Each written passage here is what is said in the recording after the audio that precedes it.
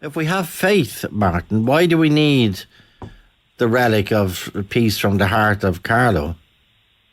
Well, if we have faith, then the churches would be much more full than they are.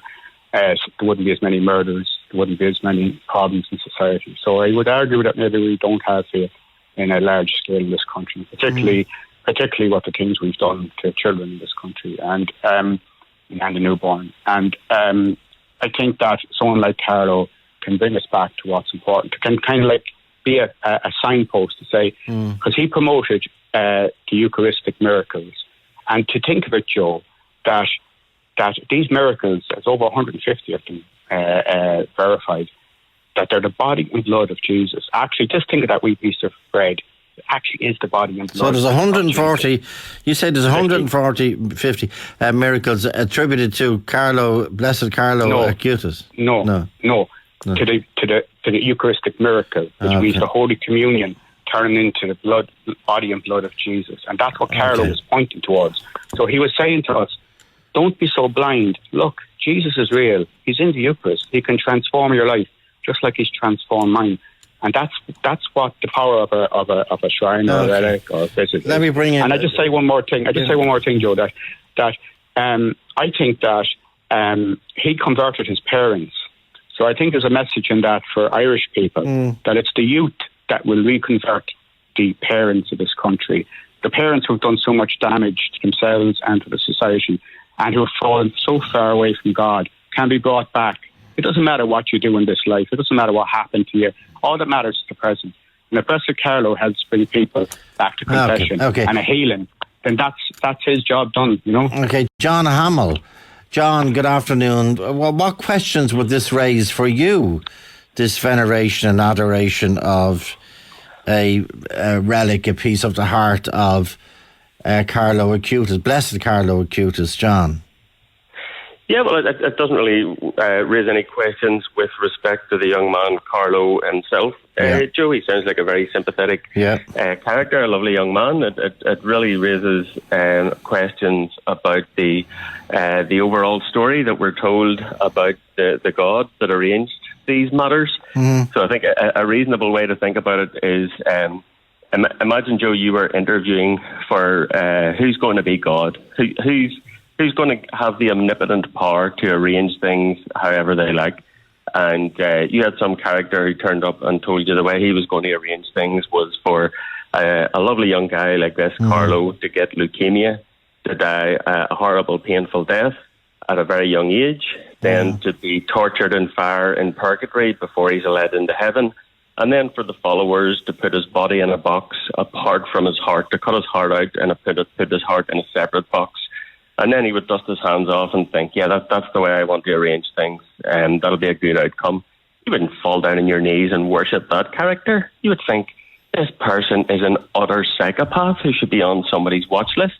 What kind of world is this that we are advocating, that we think the most sympathetic, great story we want to hear about is a God who gives horrible diseases to very nice young people?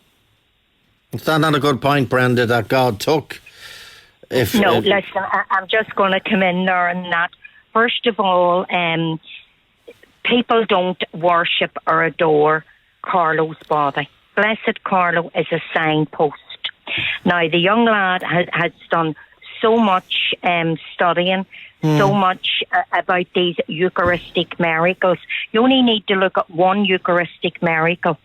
And I have a friend in Portugal who examined a Eucharistic miracle in Portugal and compared it with the one in Louisiana in Italy. It was the same. But if it's not, Brenda, if it's not about the adoration of a body, why are you bringing part of Carlo's body around? No, Why do you need to bring part of Carlo's body around? Right, we need, first of all, the relic. Catholics come right back beyond the ages, into their rosaries, into wee medal relics, and for them to get an actual first-class relic of a person in the Catholic tradition was they would use that for healing, for a miracle, if there was to be a miracle. Well, why would, to paraphrase John's question, why would John's query, why would a good God take a good child like Carlo at such a young age? Well, I can see now why God has taken Carlo. Why? Because I see Carlo, I mean, okay, the young lad was speaking there earlier, he thinks he's in purgatory, he's and then he's to go to heaven, and he's suffering. Carlo has already interceded, and I've loads of letters where he's already interceded, where people has prayed to him, not asking Carlo for the message, we don't, or for the healing, or the cure, or the miracle, but for Carlo to intercede for them and to ask Jesus. Regarding Carlo having leukemia or whatever, there's a lot of things in life that we blame God on, and they're man-made. You know, people say, why this war? Why the killings? Oh, why is God allowing that? God gave everybody free will. Now, Carlo is leading people. What Carlo's life is about, the short life that he lived, is to bring people back to the Eucharist. Need it more today than it ever was. How many people our children, I mean, we hope to go to schools, and you go to a school and you say, how many of you have made your first communion? Oh, all their hands is up. How many of you was it your last communion? I know that. And it was your last communion. Okay. That's concern.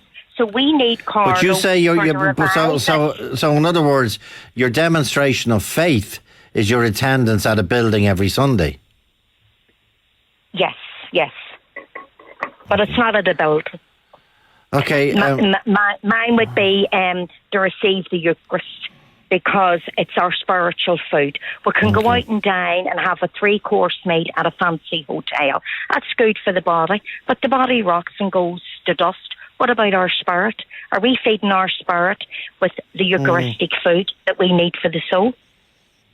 Okay. You know, because they separate when we leave this world. So are we feeding? I mean, you know, we could go on with all, but you see, the centre of our faith is the Eucharist, adoration, I understand and that, receiving Jesus. Brenda, sorry, I'm appearing rude, and I don't mean to be rude, but I will let you back in. Don't worry. You're all right. Monsignor Richard Gibbons from Knock Shrine. Richard, good afternoon. Good afternoon, Joe. You do me too enormous. I'm simply Father Richard. Okay, I thought we had elevated you. I signed a petition. I signed some petition, Richard. I don't know where it went. Obviously, it just fell on deaf ears. Why are you bringing this relic to Knock? Well, it's actually not me. It's, as Brenda eloquently pointed out there, it's Brenda and her prayer group contacted me. So she was in contact with us. I know Brenda, excellent lady, and she just got in contact in terms of that the relics were coming to Ireland. They'd already been here in Armagh and down in Connor, and that they would like to take them to Knock because, well, it's the national shrine, so why not? And, of course, one of the focuses here in Knock is the Eucharist. It's the International Eucharistic and Marian Shrine. And because there was that tie-in with Carlo and his devotion to the Eucharist, it made perfect sense. So they'll be coming on Friday the 15th. And we'll be looking forward to welcoming them, as well as Archbishop Sorrentino from Assisi. So... I think it's not so much about what's physically coming. Like it points, as I think Brenda and others were pointing there, beyond that. It's just the life of this young boy, quite unusually dedicated himself to his faith and found within the faith, for somebody of that age, something unique and something precious, something that gave him hope, and something that helped him to cope with the illness that he had. And just simply being able to give witness to that to others. So I love there was a little anecdote, Joe, about him, that when the parents would bring him on holidays to the beach, he'd go down to the beach fine, but then they'd look for him and they'd find him above the church with a group of, let's say, older women praying the rosary together. So there were all these little aspects of life. And as Brenda pointed out quite correctly, it's through what he expressed in his life that his parents then re-examined their own faith. So I think it's about really, it's about finding where do we find hope? Where do we find salvation? We find it in the person of Jesus of Nazareth. He is the focus of all of our faith, and I think that's what should be held first, front, and centre. But in the apparition at Knock, which was 1879, the anniversary just passed, 24th of August. Did any of the people and there was children there as well and adults? Were any of them beatified? No, none of them, and that's actually one of the aspects of the Knock apparition that kind of made it, if you like, credible in one way, because these were ordinary people living an ordinary life that came out on a Thursday evening to see this extraordinary thing, not all together. Separately, they saw it from various different parts of the village here and the surrounds of Knock, and they just in later years then they just went back to living lives as ordinary people. In fact, two immigrated to America. One whom lived in New York, and nobody knew anything about his story. Nothing at all whatsoever about his story, John Curry, until he was re-examined. He was 5 years old at the time of the apparition, for example. And in 1936, when he was an elderly man, he was re-examined again as to what he did see, what he didn't see. So, but they lived ordinary lives. They never made anything about it, apart from the fact that they gave testimony to what they saw, and their testimony was accepted as trustworthy and satisfactory by 2 commissions of inquiry. Okay, so I just want to ask John, let John Hamill come back in. John, sure. From your perspective, when you hear Father Gibbon saying when he used to go to the beach, he would end up in the church saying the rosary with older parishioners. What does that mean to you, those stories? Well, it doesn't give any credibility to the claims being made, because this nice young man happened to go to church. As Brenda said earlier, we were told, you asked Brenda about how come this loving God gave Carlo leukemia. The answer was that there's evil in the world because we all have free will. Well, leukemia wasn't made by free will. It wasn't made by anyone's free will. If you want to claim that there's an invisible carpenter in the sky who created everyone in his own image, then that same character created leukemia and countless other diseases. So really what we're doing here is we're parading around the body of a young man and using that to ask people to worship the God that killed him. That's what's being asked, and it's actually worse than that, because there's countless thousands of people who die at a young age in, let's say, India. And the same people who will tell us that you have to ask Carlo to intercede on Jesus on our behalf will also tell us that all of the Hindus who died at a young age are going to hell because they believed in the wrong God. I mean, it's totally incoherent. And the reasons that we are asked to believe in this are things like the apparition at Knock. I mean, come on, it's the most superstitious gibberish you've ever heard. Like a still image appearing on a gable wall. Apparently, Mary and Jesus came the whole way from heaven to say hello to people on earth and didn't even say anything.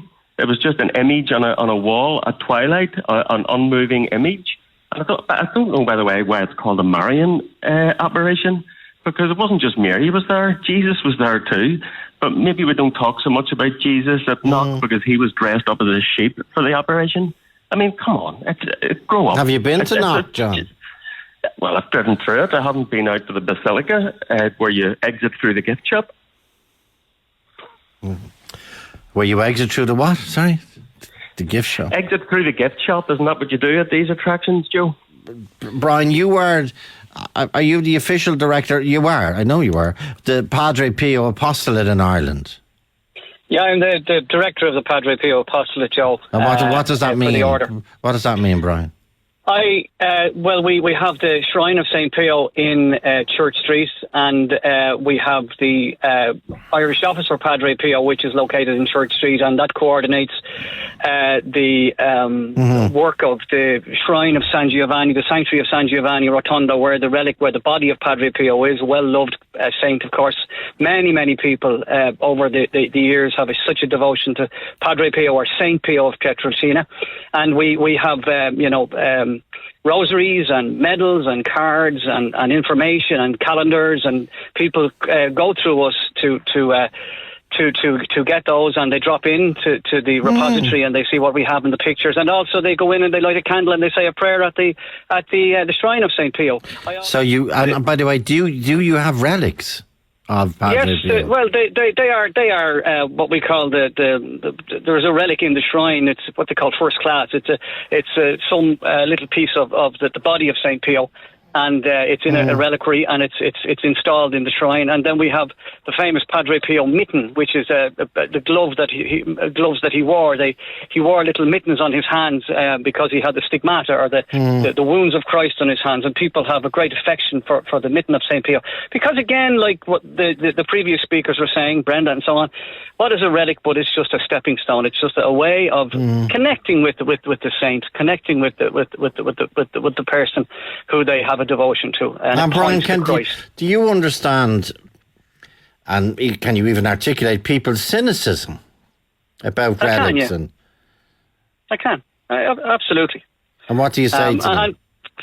People are, look, we're not here to force anybody, or we're not here to sort of harangue anybody into believing in that the relic of a saint or a saint helps us to approach God.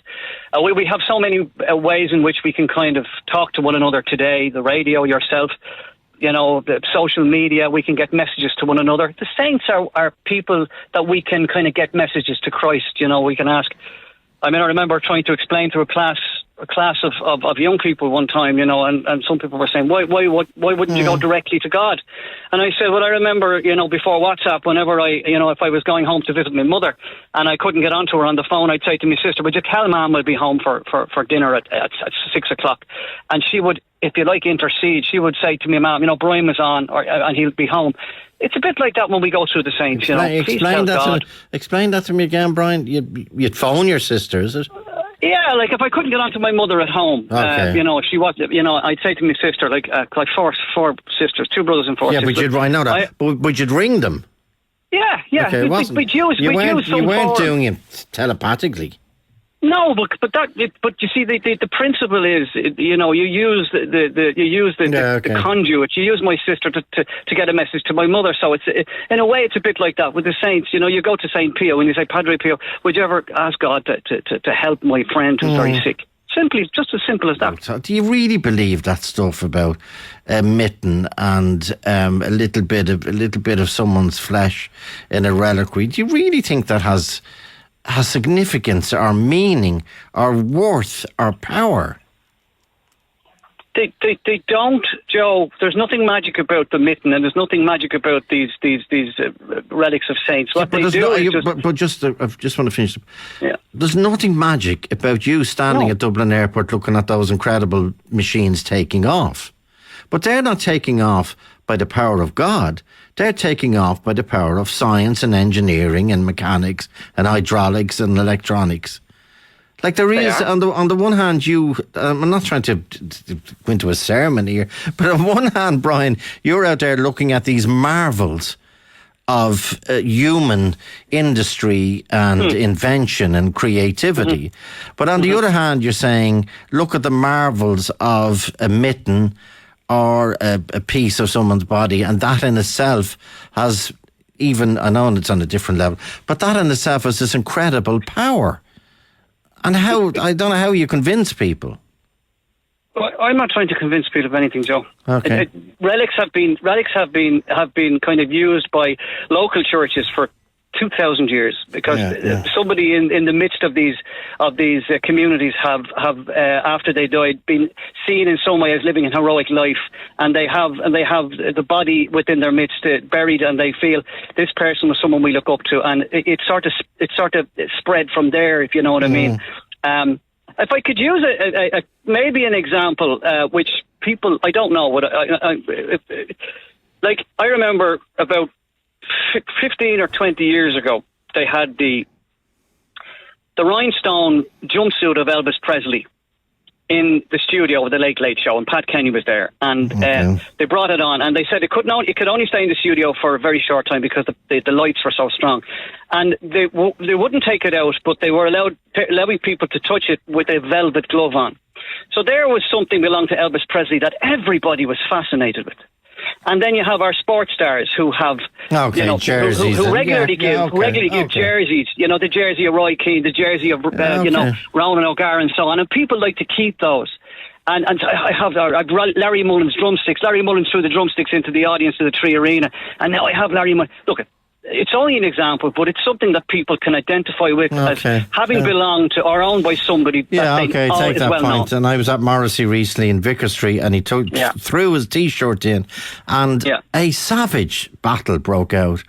About 20 people holding different, and the brilliant staff in Vicar Street, they had to go and get his scissors, Brian. And intervene in the melee. No one would let go, and they cut up Morrissey's T-shirt into little squares, and they all got a square. John Hamill, what do you think about what Father Brian is saying, what Brian Shortall is saying? One, he's not forcing anyone to believe, but there has always been, we touch the hem, we want to touch the hem of our sporting heroes, our music heroes, literally. Why shouldn't that be the same with our religious exemplars? Yeah, well, firstly, I'm sympathetic to the idea that an organisation has long-standing traditions. As the man says, it takes a long time to make new ones. Against that, we can look at a number of different traditions in any organisation and make a decision about which ones are worth keeping and which ones aren't. So there's a long tradition in the Catholic Church of discriminating against women and gay people. I don't think that's worth keeping. I think those stories about Larry Mullen's drumsticks or sports stars' jerseys are interesting, but none of those people are doing what the church is, which is lopping lumps off cadavers and sending bits of bodies around the world, which is just incredibly macabre. And I think we should all be cognizant of what comes along with that. I mean, whether our current guests are prepared to admit it or not, what comes along with it very often is claims of miracle cures. You go around of all these sites, whether it's the sites of apparitions or relics or whatever else, you see all the crutches lined up against the walls. A lot of the people who book trips to see these religious sites are booking them because they are ill, on the promise of miracle cures. So, you know, it's one thing if you want to have a mitten from a fake saint and send that around, and, you know, you can keep the mitten if you want, but that's not really what's going on here. What's going on here is we're taking cadavers of dead people, we're chopping them up, sending lumps of the cadavers around the world, and then using this as the basis of claims for miracle cures. Brian, can you buy bits of Padre Pio's robe? Well, I don't sell bits of Padre Pio's robe.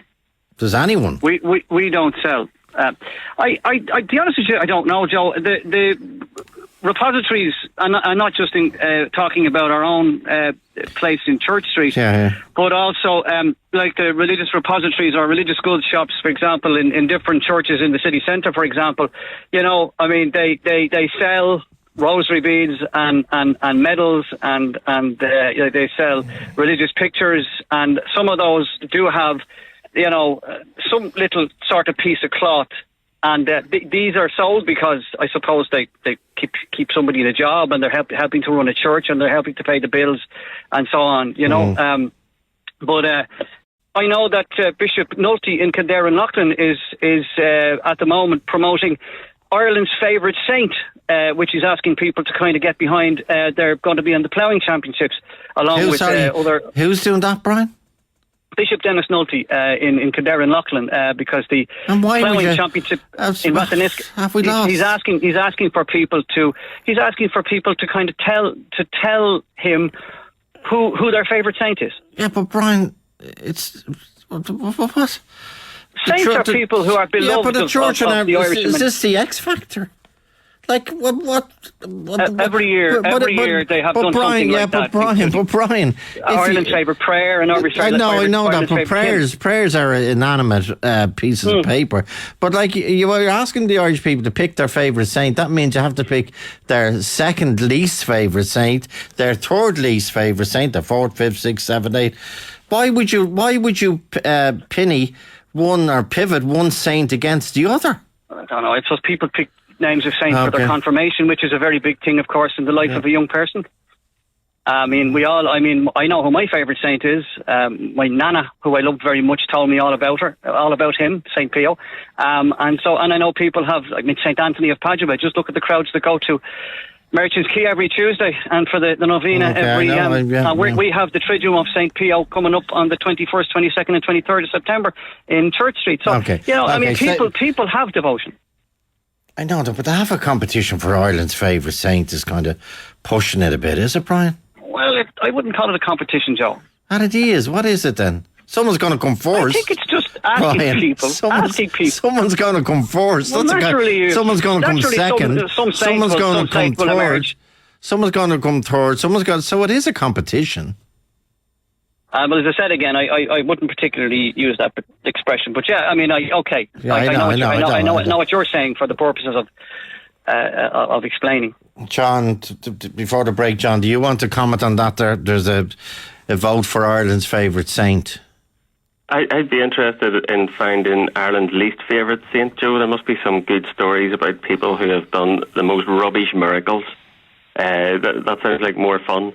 Well, if you have a vote for favourite saint, there is going to be a least favourite saint, isn't there? Okay. But John, as I do, and I suspect you do as well, you understand and empathise with the devotion that so many people have to, like Brian, like many thousands, like Richard, to different parts of the church, different people in the church, different historical. Of course.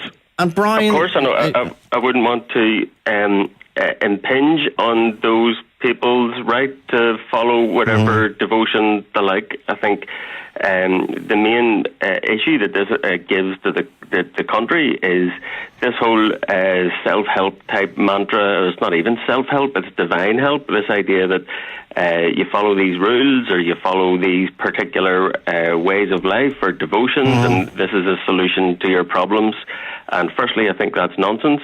And secondly, I think the danger of it is that what we've done is we've taken the community of people who believe in all of this stuff and we've given them control of all of our state-funded schools, practically all of our state-funded schools.